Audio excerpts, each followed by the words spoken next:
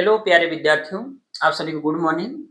आज का हमारा क्वेश्चन है जो कि सामने लिखा गया है। संलग्न आकृति में यदि पी क्यू आर केंद्र ओ वाले वृत्त की बिंदु क्यू पर स्पर्श रेखा है, ए बी रेखा पी आर के समांतर एक जीवा है तथा कोण बी क्यू आर बराबर 70 अंश है, तो कोण ए क्यू बी का मान ज्ञात कीजिए, जो कि आकृति में यहाँ साफ साफ दिखाया गया है।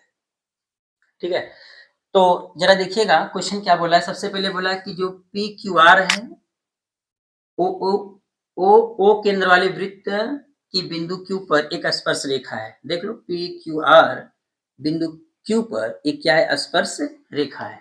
आगे क्या बोला है, ए बी पी आर के समांतर है, अर्थात यहाँ पर जो रेखा ए बी है, रेखा ए बी का नाम जीवा है।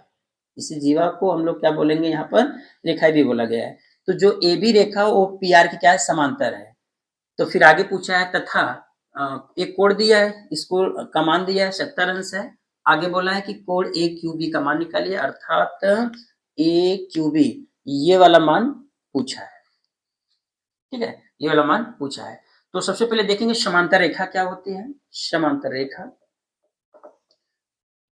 समांतर रेखा क्या होती है। देखो, समांतर रेखा कहते हैं कि ऐसी दो रेखाएं जिनको आगे तक बढ़ाने पर या फिर अनंत तक बढ़ाने पर वो कभी भी एक दूसरे को प्रतिच्छेदित न करें, मतलब दोनों तरफ, चाहे इस तरफ बढ़ाओ चाहे उस तरफ बढ़ाओ, कभी भी आपस में प्रतिच्छेदित न करे, ऐसी रेखा को हम लोग क्या बोलते हैं, समांतर रेखा बोलते हैं। या फिर ऐसी रेखा जिनकी बीच की दूरी क्या हो, समान हो, जिनकी बीच की दूरी क्या हो, समान हो, उनको हम लोग समांतर रेखा बोलते हैं। जैसे मान लो एक हमारे पास ये, एक हमारे पास ये रेखा है। अगर यहां से इसकी दूरी ए है और यहां से भी इसकी दूरी माप लें ए है, तो इस रेखा को हम लोग बोलते हैं समांतर रेखा। दूसरी बात यह कि हम लोग इसको आगे कहीं भी आगे तक बढ़ाते जाएं, ये कहीं भी प्रतिच्छेदित एक दूसरे को न करे, ऐसे रेखा को हम लोग बोलते हैं समांतर रेखा बोलते हैं। अच्छा, समांतर रेखा होने का एक फायदा हमको ये है, अगर कोई भी हम लोग ऐसे तिर्यक रेखा खींचते हैं जो समांतर रेखा से दोनों रेखाओं से होकर जाए, तो उस कंडीशन में जो ये वाला कोण होता है, ये कोण होता है, बराबर होता है, क्या होता है, समान होता है, इक्वल होता है। इसको बोलते हैं एकांतर कोण। क्या बोलते हैं, एकांतर कोण बोलते हैं।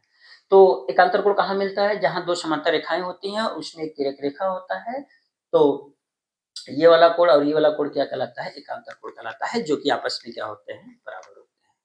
ठीक, आइए क्वेश्चन आगे देखते हैं। लिखते हैं सबसे पहले हल, लिखते हैं हल। लिखेंगे सबसे पहले दिया है, दिया है क्या दिया भाई, जरा लिख लो। लिखेंगे कोण, कोण B Q R, B Q R बराबर कितना है, 70 अंश। ठीक है, 70 अंश है। लिखेंगे तब कोण बी क्यू आर, क्यू गड़बड़ मिला मेरा, बी क्यू आर इक्वल क्या होगा, कोण ए, सॉरी ए नहीं होगा, ये हो जाएगा क्यू ए बी। कहाँ से होगा, मैं लिख दे रहा हूं प्रमेय से। कहाँ से होगा, ये प्रमेय से होगा। आइए चेक करते हैं कैसे प्रमेय से है। जरा देखिएगा, ये हमारे पास एक स्पर्श रेखा है और ये हमारे पास जो क्यूबी है या बी क्यू जो हमारे पास का एक जीवा है। तो जो स्पर्श रेखा और जीवा के बीच जो कोण बनता है वो इसके संगत एकांतर खंड में बने कोण के क्या होता है, बराबर होता है। अर्थात ये जब 70 अंश है तो ये भी कितने अंश का हो जाएगा, 70 अंश का हो जाएगा। तो क्यू ए बी लिखेंगे, या कोण क्यू ए बी बराबर क्या हो जाएगा, 70 अंश हो जाएगा। तो एक इसको दिखा दो, ठीक है ना, ये हमारा हो गया 70 अंश हो गया। लिखेंगे और, लिखेंगे और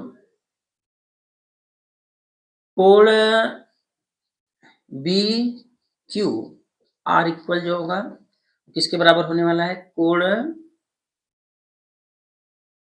ए बी क्यू। रीजन लिख लो, मैंने क्या दिखा दिया कि ये वाला कोण और ये वाला कोण भी एक दूसरे क्या होंगे, आपस में बराबर होंगे। क्यों बराबर होंगे, जरा देखो, लिखेंगे एकांतर कोण है। क्या लिखेंगे, एकांतर कोण है। अच्छा, एकांतर कोण है। एक चीज और लिख लेंगे यहाँ पर हम लोग, ये लिखते हैं, जैसे एकांतर कोण बनता कहाँ है, तो हम लिखेंगे क्योंकि ए बी पैरेलल क्या है, पी आर है, तो मैंने दिखा दिया। एकांतर कोण ये एक दूसरे के एकांतर कोण है। एकांतर कोण वही बनता है जब हमारा ये रेखा क्या होगा, पैरेलल होगा। तो ये हमारे पास दिया है क्वेश्चन में, ए बी रेखा पी आर की क्या है, समांतर अर्थात पैरेलल है।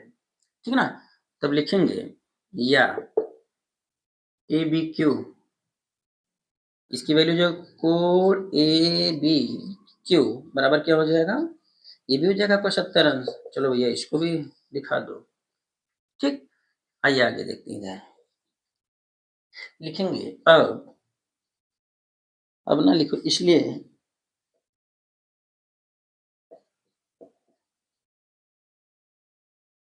त्रिभुज ए बी क्यू में मैं नाम लिख रहा हूं कोण क्यू ए बी प्लस कोण ए बी क्यू प्लस कोण